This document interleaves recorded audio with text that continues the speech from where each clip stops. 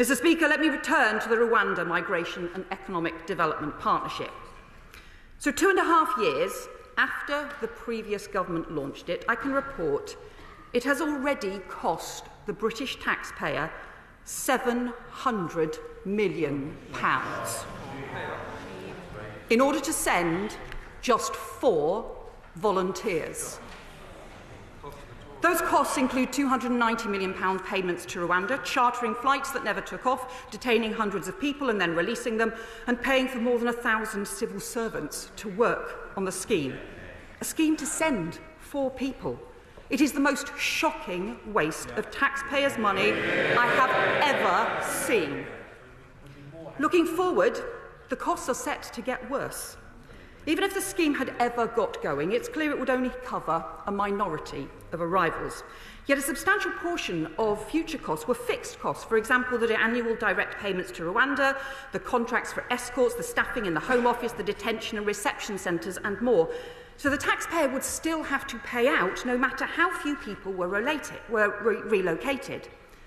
And most shocking of all, over the 6 years of the Migration and Economic Development Partnership forecast, the previous government had planned to spend over £10 billion of taxpayers' money on the scheme.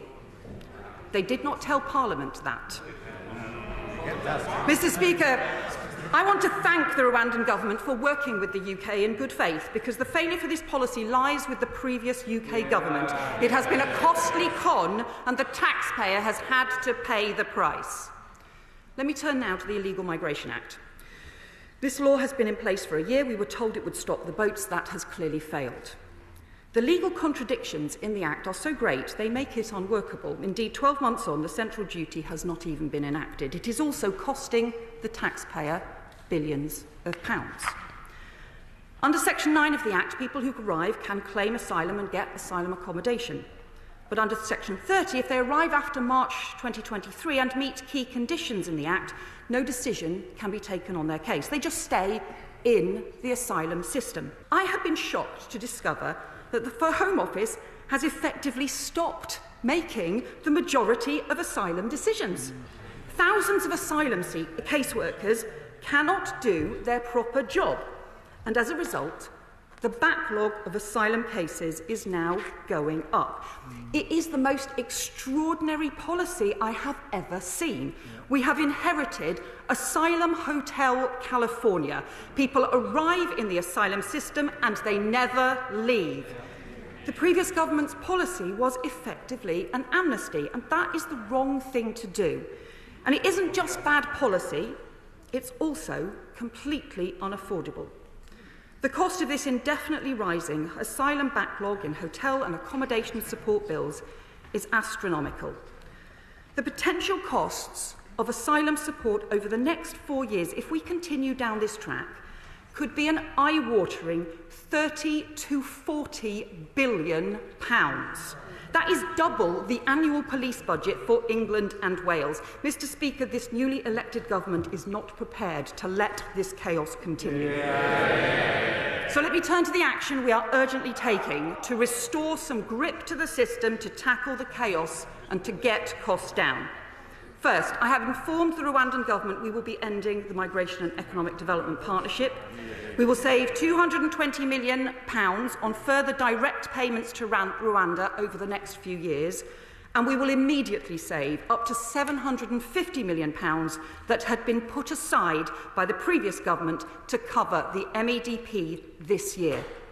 Second, we will invest some of the saved money from the Migration Partnership into a new Border Security Command instead. It will bring together the work of the Border Force, the National Crime Agency, the Small Boats Operational Command, intelligence and security officers. The recruitment has begun for a new commander, and we will put in place additional cross-border officers, investigators, prosecutors, intelligence and security officers, with new counter-terror-style powers against organised immigration crime announced in the King's speech last week. We're immediately increasing UK officers' involvement in Europol and the European Migrant Smuggling Centre.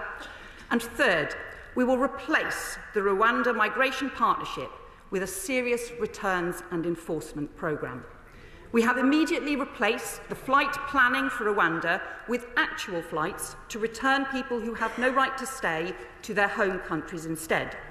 We're immediately redeploying Home Office staff away from the failed Rwanda partnership and into returns and enforcement to reverse the collapse in removals that has taken place since 2010. And I have tasked the Immigration Enforcement Team with intensifying enforcement activity this summer, targeting illegal working across high-risk sectors.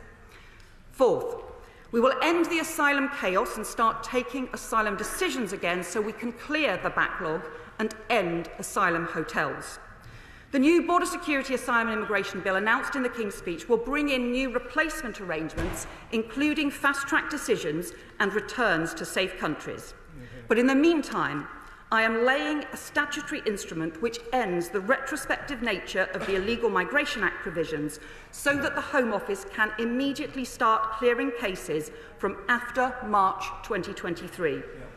Mr. Speaker, making this one simple change will save the taxpayer an estimated £7 billion over the next 10 years.